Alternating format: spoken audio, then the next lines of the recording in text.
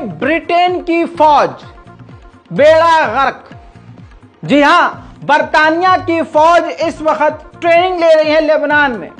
सैकड़ों की तादाद में ब्रिटेन के फौजी इस वक्त लेबनान की सरजमीन पर हैं। लेबनान की गवर्नमेंट ने पूरी अप्रूवमेंट दी हुई है और लेबनान की सरकार Britain, America, Germany, France in सब के साथ मिलकर काम करती है।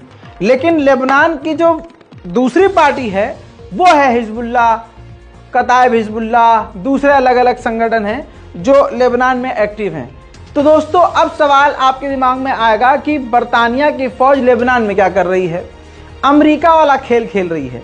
इन्होंने कहा है कि गाजा के अंदर हमारे जो बर्तानिया के लोग हैं, हमारे ब्रिटेन के जो लोग हैं, उनको रेस्क्यू करके निकालेंगे। हम उनको गाजा से जाकर बचा कर लाएंगे और हम इस जंग में शामिल नहीं होंगे। अमेरिकी खेल ये है कि हम जंग में शामिल नहीं होंगे, हम हथियार लेकर नहीं उतरेंगे, हम किसी के खिलाफ नहीं है, हमें अपने बंदों को बचाना है। लेकिन हकीकत यह है कि इसी की आड़ में, ट्रेनिंग की आड़ में ये जंग में कूदेंगे और यही आगे होने वाला है। पहले अमेरिका की सेना घुसी है इजराइल के साथ, फिर फ्रांस के सैनिकों की खबर है और अब ब्रिटेन के सैनिकों की भी खबर आ गई है कि लेबनान में ये ट्रेनिंग कर रहे हैं। दोस्तों, इनका ये सफाई देना कि हम जंग में नहीं कूदेंगे, ये सफाई देना भी शक को पक्का करता है। ह्यूमन राइट ने खुद बताया है कि हमारी हेल्थ इंफ्रास्ट्रक्चर पर जो इजराइल ने हमला किया है, सिर्फ उन्हीं यूएन की बिल्डिंगों पर हमला करने की वजह से 500 से ज्यादा फिलिस्तीनी मारे गए हैं और हजारों घायल हैं। यूएन के चीफ एंटोनियो गुटेरेस ने आधिकारिक तौर पर इजराइल के मिलिट्री ऑपरेशन पर सवाल खड़े किए हैं। उन्होंने कहा कुछ न कुछ तो गड़बड़ है, वरना ग्राउंड ऑपरेशन में आम नागरिक इतने नहीं मारे जाते। एंटोनियो गुटेरेस ने कहा कि इजराइल के इस प्लान में कुछ न कुछ गड़बड़ है, क्योंकि ग्राउंड ऑपरेशन के नाम पर लोग, ज्यादा से ज्यादा लोग अपने मकानों और इलाकों को छोड़ रहे हैं, मूव हो रहे हैं और ज्यादा लोग मारे जा रहे हैं, जबकि ग्राउंड ऑपरेशन पर आम लोगों को मारने का कोई मतलब ही नहीं है। ग्राउंड ऑपरेशन में सिर्फ आप आतंकवादियों को या फिर हमास के लोगों को ही निशाना बना सकते थे। अब एंटोनियो गुटेरेस ने साफ कर दिया है कि इजराइल की नीयत ही गंदी है। उधर इराक ने 10 मिलियन लीटर फ्यूल गाजा के पावर के लिए, वहां के अस्पतालों के पावर के लिए डोनेट किया है।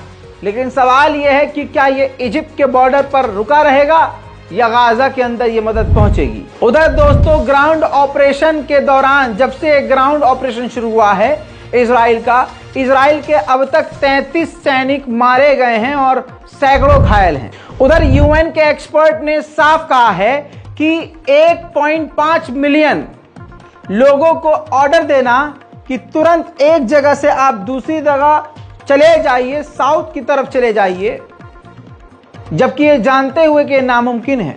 ये इंटरनेशनल लॉ का उल्लंघन है। जबरदस्ती लोगों को मौत के मुंह में डालकर कानूनों का उल्लंघन इजराइल ने किया है।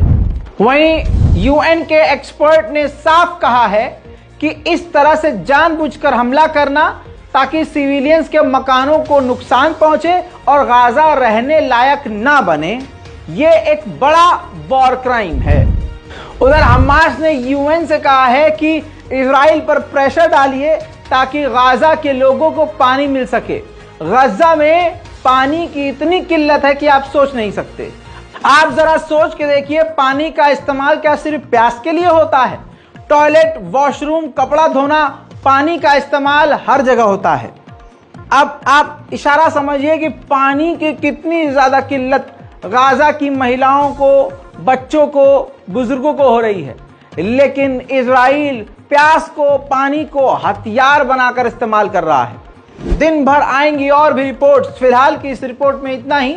इससे पहले की तमाम रिपोर्ट्स को जाकर जरूर देखिए, रिपोर्ट को शेयर कीजिए, चैनल को सब्सक्राइब कीजिए ताकि आपको फिलिस्तीन की तमाम ताज़ा जानकारियां, लेटेस्ट अपडेट सबूत के साथ आसान और सिंपल भाषा में मिलते रहें। जय हिंद।